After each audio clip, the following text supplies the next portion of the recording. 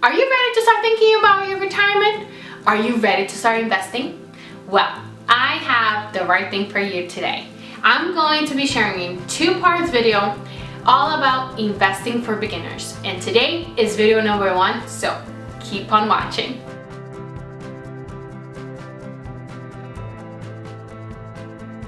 Hi guys, welcome back to my channel. My name is Lillian and I'm so happy to have you back.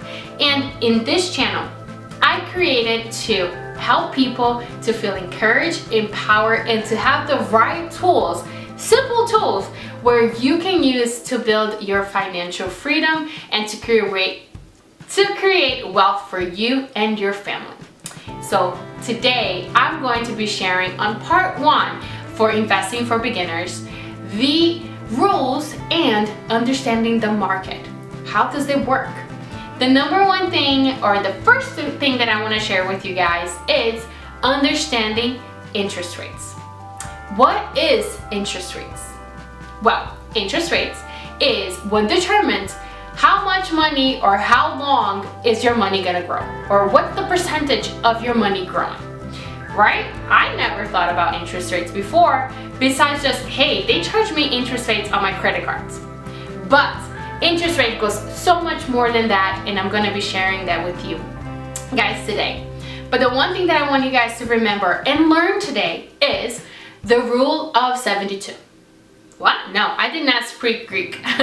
The rule of 72, it's called the banker's rule. And please lift up your hands if you haven't heard of that before. I have never heard that before. But don't feel bad, because most of us have never heard about the rule of 72. And this rule has been around since banks are called banks. So it's been for so long, and it's so funny how we never heard of that rule before. And the rule is super simple. It just determines how long it's going to take for your money to grow. And please raise your hands again if that's what you want to know. How to make your money grow. Are we all looking for that? And it's simple and it's super easy. On the next clip, you're going to be seeing how the rule of 72 works and what's its purpose. I wanted to explain to you guys the rule of 72, or what they call the banker's rule, so you can better understand how you can invest your money. The rule is super simple. What you're going to do is just get the number 72 and you're going to divide by the interest rate that they're offering you.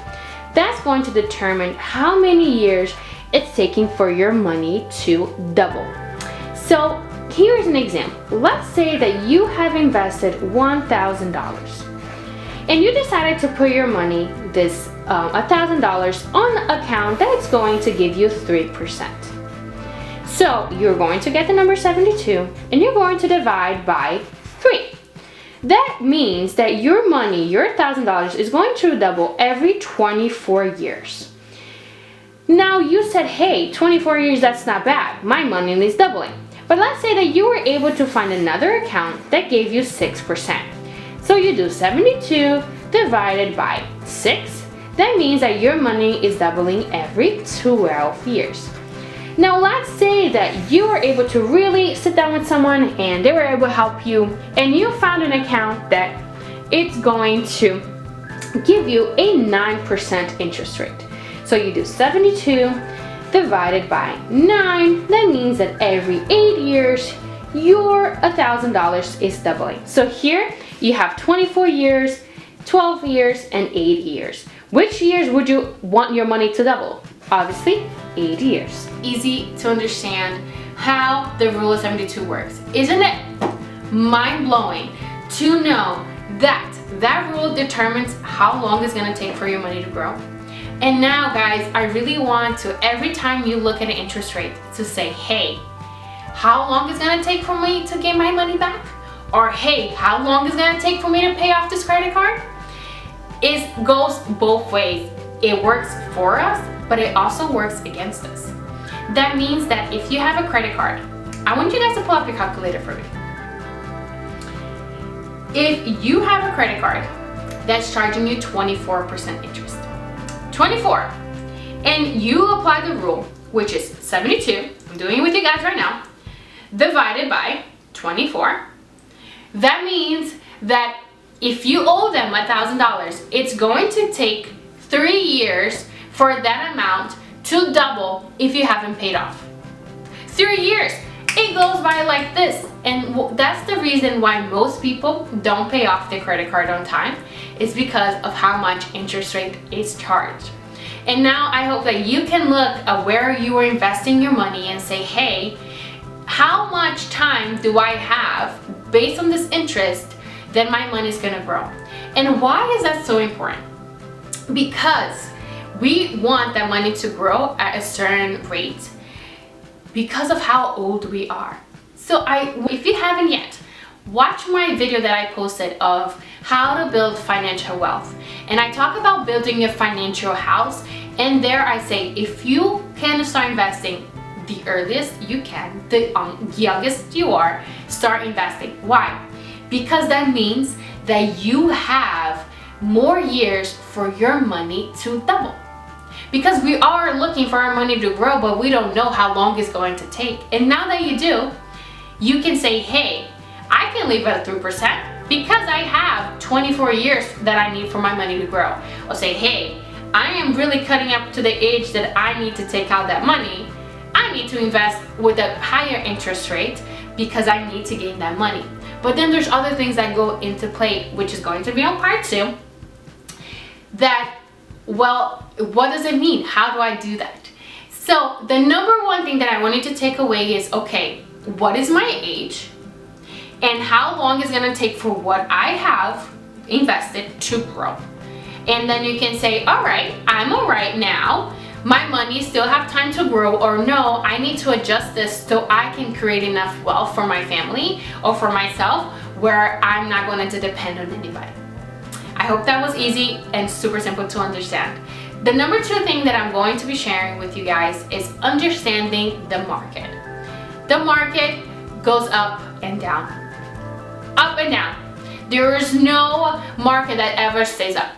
If it goes up, it's going to crash tremendously. So the market goes up and down, and the number 1 tip that I want to give it to you guys is don't invest with your emotions. Because when we invest with our emotions, we become attached to that money.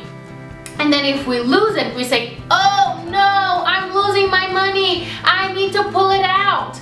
Pull my money out. And then what happens is you start freaking out, and instead of you playing smart, you now are playing scared. And the number 2 thing is don't invest your emergency fund, because your emergency fund, it's there for you as a cushioning. God forbid something happens. It's not a money that you should be using for investment. So now those 2 things that I explained, don't use your emotion and don't invest your emergency fund. The market goes up and down, up and down. So let's understand, what does that mean for us? That is, the market going up and down is so relative to your age and your interest rate. Why? Because if you are investing your money and you have a longer time period for your money to double, when the market goes up and down, you are more at peace and knowing, hey, I have enough time that it's gonna go up and I'm going to gain back what I've lost. Now, if you don't have that much time and you're like, oh my God, the market is crashing, I need to be taking out my money, you can say, hey, yeah, I don't have enough time, so I need to play this smart and maybe move my money around so now I don't lose so much. So if you are the kind of person that still have time, you don't need to freak out when the market goes down. The market has cycles. Every 7 to 10 years, the market goes with it up and down. We were, prior to this pandemic, going up, up, up, up, up, up, up, up, up. The interest rate was super high, everything was getting super expensive, and the market needs to adjust itself. And the way that it adjusts itself is by going down. And if you have enough time while it's going down to recuperate, to gain back your money that you were putting in there, you're losing. What you should be doing when the market is going down is investing your money. Because the market is not going to stay down. The market is going to go pick up back up again.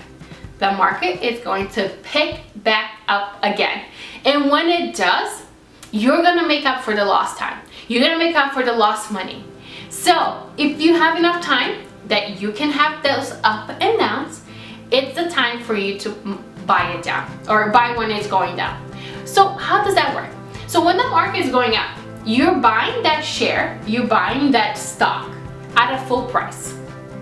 So, and a great example is if you have like this shirt that's winter cashmere that you've been looking at it for ages and it costs you $150 for a shirt.